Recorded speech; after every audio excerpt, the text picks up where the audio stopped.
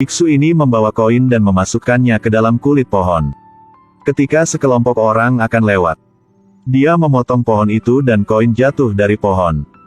Akibatnya, orang yang lewat dengan cepat mengambil koin dan bertanya kepada biksu, "Apakah uang ini milikmu?" "Bukan milikku.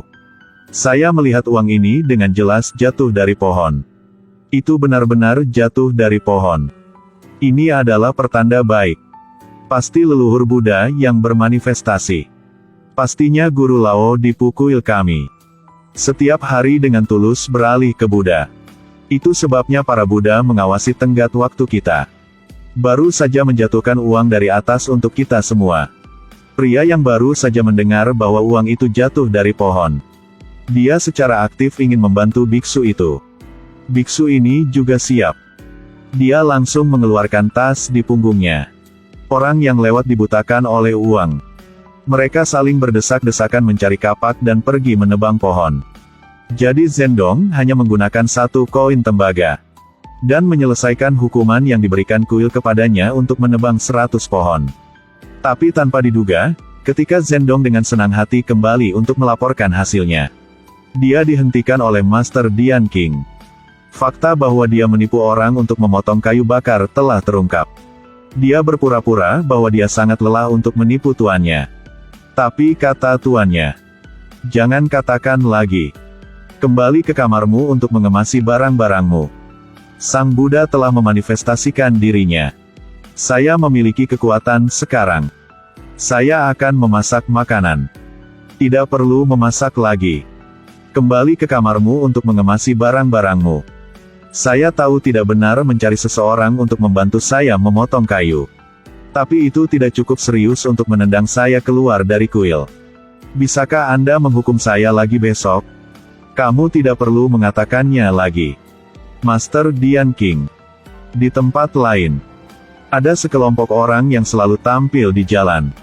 Tetapi pada saat ini, Kaisar Ming Xiaozong menyamar untuk meninggalkan istana dan bertindak di luar istana. Secara tidak sengaja dia lewat dan melirik. Tapi ketika dia ingin pergi, dia dihentikan oleh pengumpul uang. Dia menyuruh Ming Xiaozong untuk memberikan uang hanya dengan melihatnya. Hasilnya membuat Kaisar sangat marah. Dia bilang mereka terlalu diktator. Tapi tidak menyangka ketika dia mendengarnya. Dia ingin bertarung dengan Kaisar Ming Xiaozong. Tapi pada saat itu, Zhendong diusir oleh Tuan Dian King secara kebetulan lewat. Jadi dia berinisiatif untuk mencari tahu ceritanya.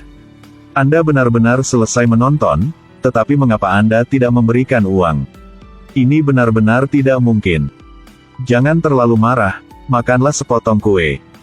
Begitu lezat. Ini benar-benar enak. Apa yang ingin kamu lakukan? 30 yuan, terima kasih. Kenapa aku harus memberimu uang? Jika kamu mencium kueku, kamu harus memberi aku uang. Itu karena aku tidak sengaja menciumnya. Kenapa memberimu uang? Berdasarkan apa? Jadi kamu tidak perlu memberikan uang. Tentu saja tidak perlu memberimu uang. Jadi orang tidak perlu memberi kamu uang. Ketika mereka tidak sengaja melihat Anda tampil di jalan. Zhendong sangat pintar. Sehingga dia menyelesaikan semuanya hanya dengan 1 kue. Ini menyebabkan Kaisar menyeka matanya dan menatapnya. Tapi ketika Zhendong hendak pergi, Ming Xiaozong tiba-tiba berkata bahwa dia ingin mengundangnya makan untuk mengucapkan terima kasih. Tapi Zhendong tidak tahu siapa pria ini. Jadi dia setuju untuk makan dengan Kaisar. Tetapi ketika Kaisar menanyakan latar belakangnya, Zhendong mengatakan, "Saya adalah orang terpintar di kuil Lao Dipu. Xiao Zhendong." Xiaozong mendengarnya mengaku sebagai yang terpintar. Jadi dia memberinya teka-teki. Tapi Zhendong mengatakan 1 kalimat terlalu sedikit, setidaknya mengajukan 10 pertanyaan. Jadi Xiaozong mengajukan pertanyaan. Kain apa yang tidak bisa membuat pakaian? Ikan apa yang tidak bisa dimakan? Jenis ikan apa yang tidak akan mati? Setelah Zhendong selesai mendengarkan pertanyaan pertama, dia tercengang oleh pertanyaan Kaisar. Utusan suku Shizilukou mengeluarkan panah. Mengatakan selama panah tidak patah atau rusak, itu bisa dipersingkat. dia akan setuju untuk mengubah perjanjian damai. Jadi Zhendong menggunakan tatapannya, menyuruh orang yang bertanggung jawab untuk mengeluarkan panah panjang. Kemudian langsung buat panahnya lebih pendek. Tapi putra mahkota Shichibukou tidak setuju. Dia masih ingin bersaing lagi. Zhendong memberinya pertanyaan ujian. Selama periode negara berperang, negara Sui memiliki Dubaya. Apakah Dubaya, orang yang memecahkan piano untuk berterima kasih? Oke, jangan ganggu aku. Baya memainkan piano dengan baik, semua orang tahu itu. Tapi kenapa dia tidak pernah menggunakan jari ini untuk bermain piano sebelumnya? Tapi kenapa dia tidak pernah menggunakan jari ini untuk bermain piano sebelumnya? Putra mahkota Shichibukou menunjukkan ekspresi tidak senang. Zhendong sangat senang. Tapi sekarang Luo Sangshu takut putra mahkota Shichibukou akan marah. Dia bilang itu tidak sebagus makan dan kemudian mengikuti ujian lagi. Yang mulia mendengar niat Luo Sangshu, memutuskan untuk menghibur putra mahkota Shichibukou di taman kerajaan. Tapi saat mengadakan perjamuan nasional, Zhendong tiba-tiba memimpin pelayan istana di depan putra mahkota Shichibukou. Zhendong bertanya apakah dia sudah punya jawabannya. Akibatnya, putra mahkota Shichibukou sangat malu. Dia langsung mengakui kekalahan. Dan ketika sang pangeran menanyakan jawabannya, pelayan istana berkata, "Mengapa Baya tidak menggunakan jari ini untuk bermain piano? Mengapa Baya tidak menggunakan jari ini untuk bermain piano?" Sangat sederhana. Karena jari ini adalah Master Taifu. Baya tidak bisa menggunakan jari ini untuk bermain piano. Bodoh sekali. Setelah putra mahkota Shichibukou mendengarkan, dia ditundukkan oleh kecerdasan Zhendong.